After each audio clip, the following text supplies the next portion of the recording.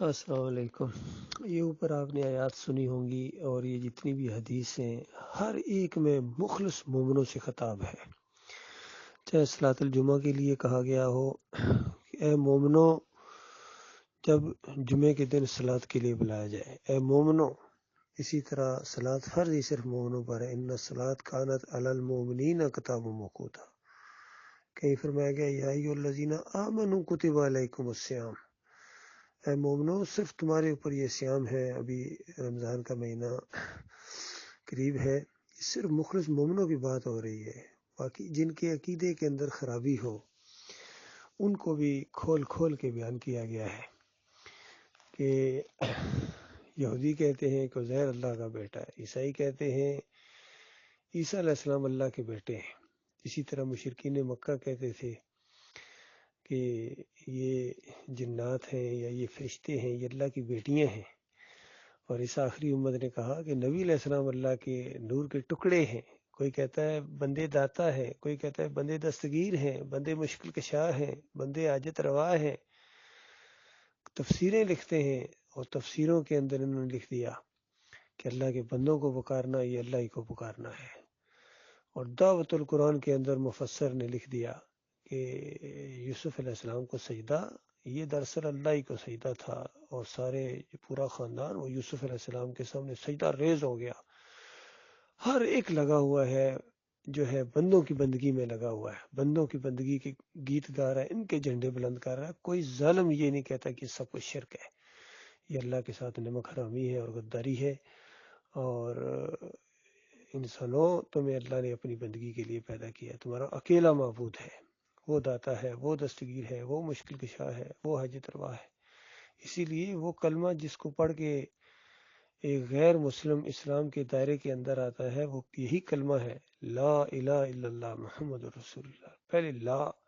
پہلے انکار کرو ان کی داتائی، دستگیری، مشکل کشائی، حاجت روائی اور ان کے رکوع اور سجدوں کا انکار کرو۔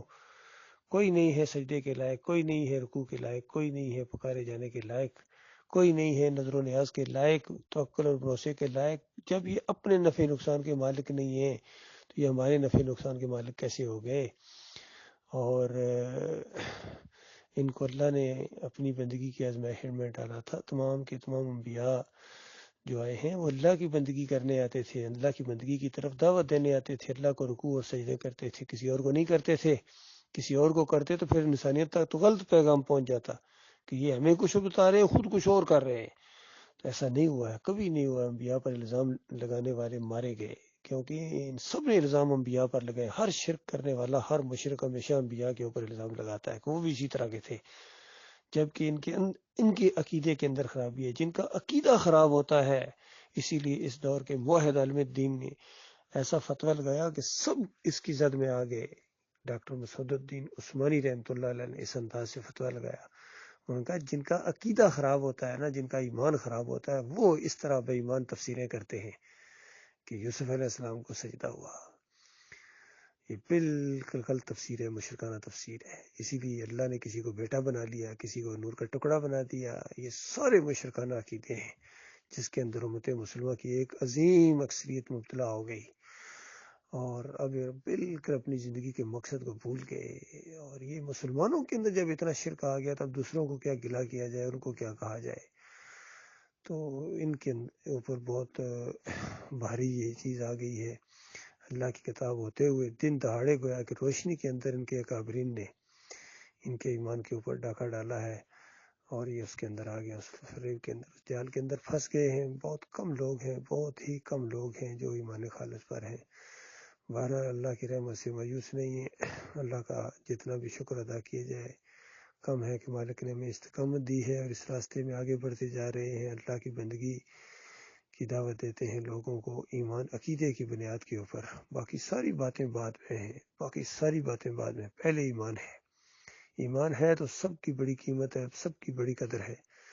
اور اگر ایمان کے اندر شرک ہے، فرقہ بندی ہے، کوئی بریلوی ہے، کوئی دیوبندی ہے، کوئی اہل حدیث ہے، کوئی سلفی ہے، پھر دین کو انہوں نے اجرت کا ذریعہ بنایا، وہ سارے اجرتی ہیں، سارے کے سارے مسلک ہیں، سارے کے سارے اجرتی ہیں، آرام خور ہیں۔ تو ان کے اوپر نہ صلاۃ ہے اللہ کی طرف سے، نہ جمعہ ہے ان کی طرف، ان کے لیے نہ صوم رمضان ہے، نہ زکوٰۃ ہے، نہ عمرہ ہے، نہ حج ہے، کوئی عمل اللہ کی طرف سے ان کے اوپر نہیں ہے۔ ان کے اوپر بس ایک ہی چیز فرض ہے اللہ کی طرف سے، وہ جہنم کا ابلتا ہوا لاوا ہے، اور جہنم کے اندر بہتے ہوئے دریا ہے، خون اور پیپ کی وادیاں ہیں ان کے لیے، اگر یہ توبہ نہ کرے، یہ معافی نہ مانگے اپنے مالک اور خالق سے۔ اور اس سے پہلے جو مر گئے وہ گئے جہنم کے آقا ایندھن بن گئے، اور جو پیچھے جا رہے ہیں انہوں نے بھی وہیں جانا ہے، چاہے کوئی صدر ہے، چاہے وزیر اعظم ہے، جرنیل صاحب ہے، یا بڑے سیٹھ ہیں، چودھری ہیں، راجا ہیں، مہاراجا ہیں، جو بھی ہیں، سب کے لیے ایک ہی مقام ہے، اور سب کے لیے جو ہے نا یہی ڈراوا ہے کہ چند دنوں کی یہ چودراہٹ ہے، چند دنوں کی یہ بادشاہ ہے، بادشاہت ہے، اس کے بعد یہ ہمیشہ نہیں رہیں گی، ایک وقت آنے والا ہے زمین کیا یہ آسمان جیسا مضبوط نظام طے بالا کر دیا جائے گا، اور سمندروں میں آگ لگا دی جائے گی، اور زمین بالکل چٹیل میدان کی طرح ہوگی، سارے انسانوں کو دوبارہ زندہ کیا جائے گا، حساب کتاب ہوگا، اور اسی نقطے کے اوپر فیصلہ ہوگا کون اللہ کو اکیلا مانتا تھا اور کون ساتھ شریک ٹھہراتا تھا۔ شرک کرنے والے سارے کافروں، مشرکوں، باغیوں، مرتدین کو جہنم کی آگ کے اندر کچرا سمجھ کے پھینک دیا جائے گا، اور مخلص مومنوں کو اللہ تعالیٰ اتنی بڑی بادشاہت دے گا جس کا آج تصور نہیں کیا جا سکتا ہے۔ اللہ تعالیٰ ایسی خوش نصیبوں کے اندر شامل فرمائے، آمین یا رب العالمین۔